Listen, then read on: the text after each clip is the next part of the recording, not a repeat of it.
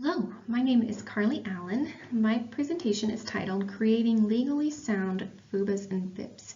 The audience for this presentation is special education teachers, so they will already be familiar with these terms. I'll describe them briefly for you. A FBA is a functional behavior assessment, which assesses antecedents and consequences, so precursors to behaviors, and then what happens after the behavior, so we can identify the reasons the students engage in those behaviors. And a BIP is written based off of that assessment, which is a behavior intervention plan. So we take the function of the behavior, the reason they're doing it, and we create interventions that also fill that function in a more socially appropriate way. And so the creation of FBAs and BIPs is involved in special education law. So we're going to take a look at those laws. Here's our objectives today, and which I'll go through more later, and so I'm not going to read them to you now. We're looking at the legal requirements of FBAs and BIPs. When do I have to write one? So I would ask the audience to write down in 60 seconds, what do you know about this topic? And then we'll move on. Here are some laws that address discipline and special education.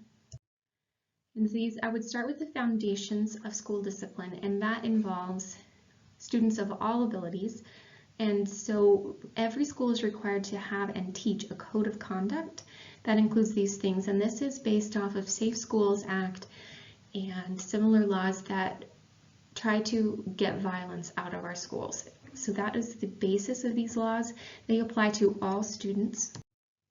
And these are the situations under which schools are allowed to suspend or expel students. And they're usually pretty serious violations of the code of conduct or consistent violations of the code of conduct. And the laws are very specific about the use of weapons. A student who is found to have a firearm at school will be expelled not less than 1 year. And even if they are found carrying a facsimile of a firearm, they may be suspended or expelled. Weapons violations prohibit them from attending any public school. So if a child is expelled for a weapons violation, they cannot go to any public school for 1 year. And so they may be removed to a home program. This does apply to kids with disabilities, which can be tricky when we're providing FAPE. So the team is still responsible for providing a curriculum that addresses the goals and needs of the IEP. So that is included in this protections of students with disabilities. We cannot remove a child for more than 10 consecutive or cumulative days without the appropriate safeguards, which include a team meeting primarily and a manifestation determination to say, was that behavior because of the child's disability or was it unrelated to the disability? We can remove a child to an interim alternative educational setting, which is a placement for the child to go if they have one of those 3 serious infractions. And I'll talk a little bit more about that coming up. So the question is, do I have to write a FBA BIP? What does the IDEA require? These are the legal terms, the quotes from the law of when do we have to write. And they're pretty convoluted. So essentially the requirements come down to sufficiently comprehensive evaluations and making sure that our behavior interventions are positive and based on child needs.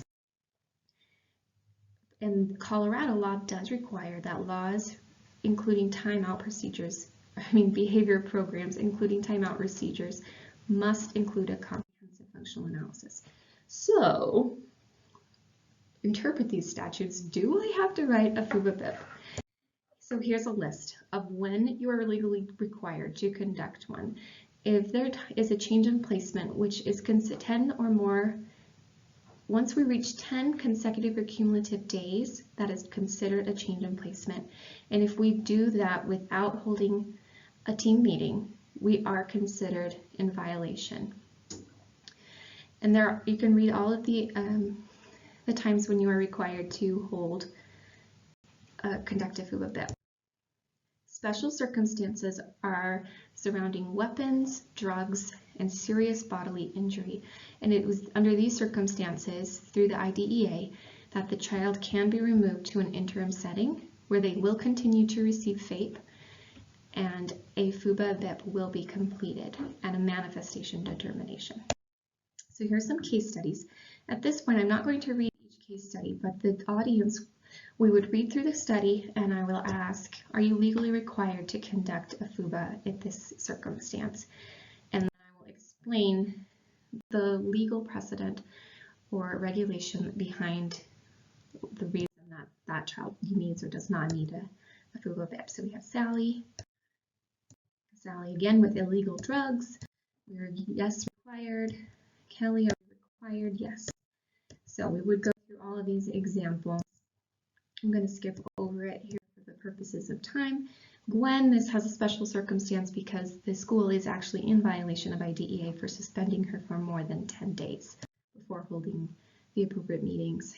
Now the case law regarding FBA BIPs is split. Some cases held that an FBA is required in order for a behavioral evaluation to be considered comprehensive. These cases said the opposite. They said an FBA is not required as long as other behavior evaluations are included to make it sufficiently comprehensive. So analysis, a lack of FBA cannot be considered a denial of FAPE unilaterally. They take into account all types of behavior evaluations. However, even though it is not required all the time, it is often considered best practice for any child with behavior problems. The CEC is an organization supporting students with disabilities, and they, in their statement on restraint and seclusion, included the following quote: "Guiding the actions of administrators, teachers, and staff members should be the functional behavior assessment, the BIP, and the IEP." So they consider the FBA and BIP a foundational concept in reducing restraint and seclusion. So that shows us the research strategies indicate the requirement for FBA and BIP. This is the point I would offer the audience a time to discuss with their tables their experiences with behavior and discipline in regards to conducting manifestation determinations and FBAs and BIPs. And then we'll reflect, what have you learned about this topic, this objective? Our next objective is about the procedures for creating FBAs and BIPs. We can address behavior only through the IEP as long as you include all of these things in the IEP: present levels, goals, measuring progress, specialized services, and a description of the need for these services and goals. The procedures specifically listed in the IDEA and other laws are very vague. They do not include what should be in the FBA and BIP, except for that we do need consent for a FBA because it is considered an evaluation procedure. It includes direct observations and interviews, but mainly we are to follow research and district protocol.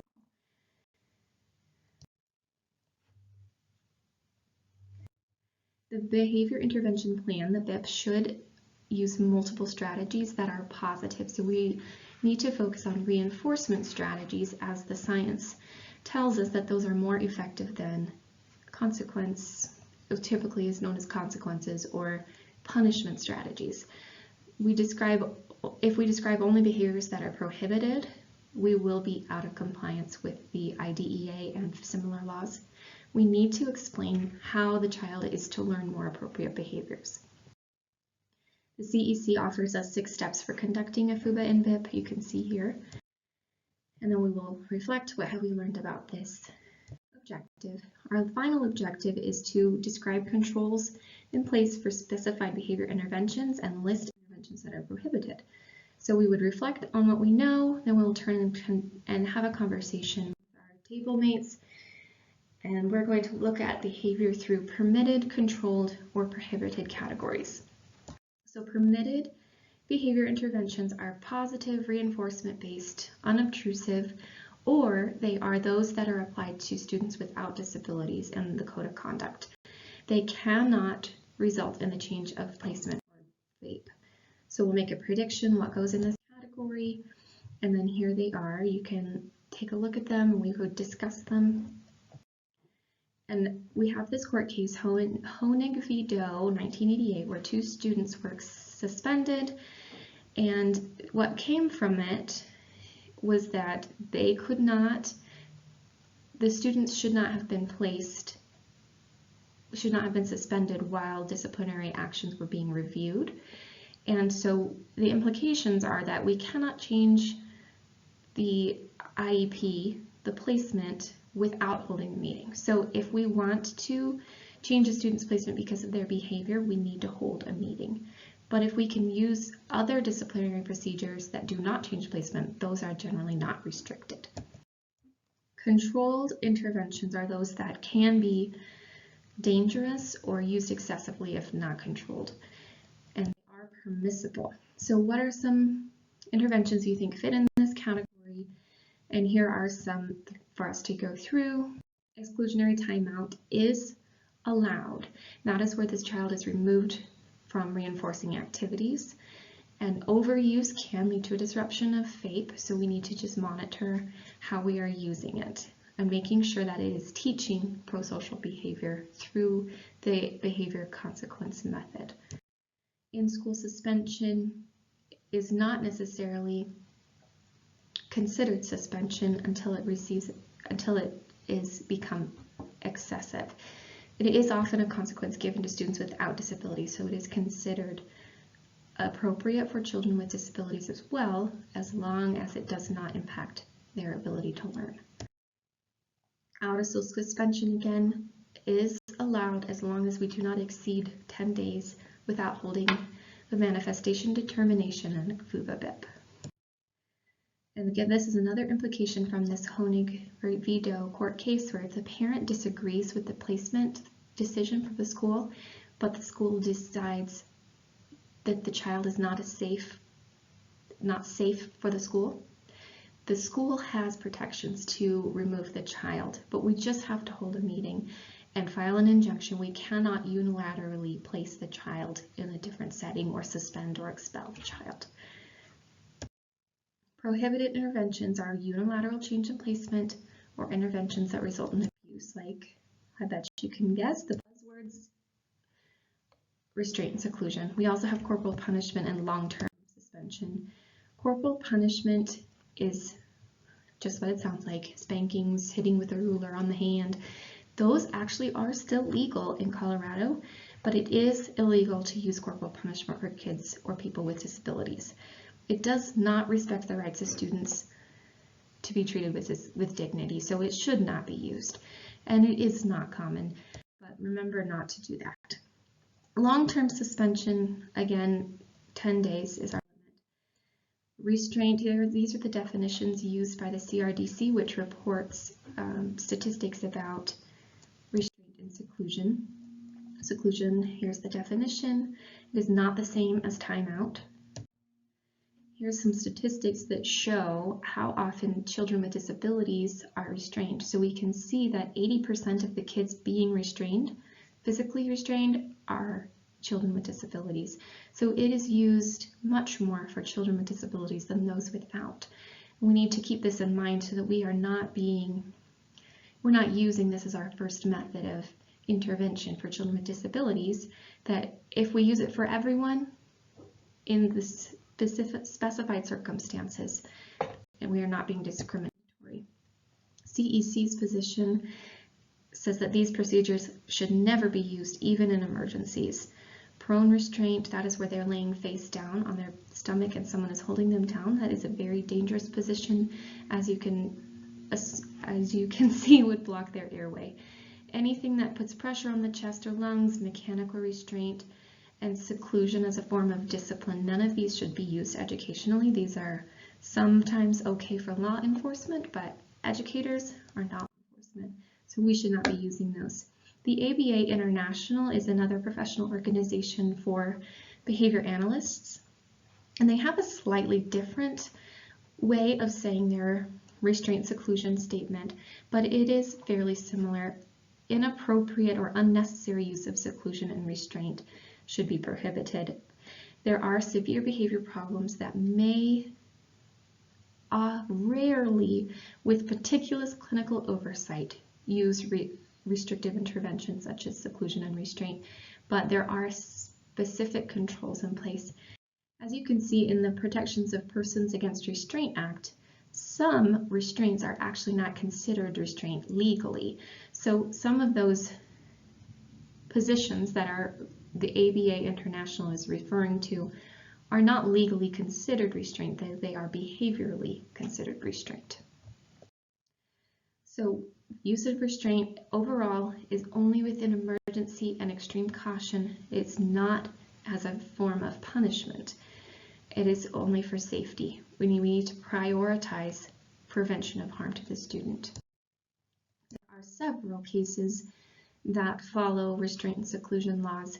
These are some that involved punitive restraint or seclusion, where the parents were awarded with monetary damages to provide therapy for the child to recover from the abuse. So we can learn from this that inappropriate restraint can be categorized as abuse and should only be used for emergencies. The prone position should never be used. And this is a similar case where seclusion was used inappropriately and it is never allowed. It is different than timeout, but seclusion is where they are locked away with no monitoring and they are not in a safe place. So that is never allowed. So what did you learn about this objective? And then in conclusion, some key takeaways are the legal ramifications, the legal requirements for FBAs and BIPs are that we need to be using them under those specified circumstances, but they are also considered best practice. And the specific pieces of the FBA and BIP are not defined by law, but are defined by best practice and professional organizations. We are responsible as special educators to be aware of permitted, controlled, and prohibited interventions and making sure we are using positive behavior strategies that build our students rather than trying to punish them. And as we look to these laws, we can see positivity is the goal. And that is the end of my presentation. I hope that you have learned and enjoyed these legal procedures. Thank you.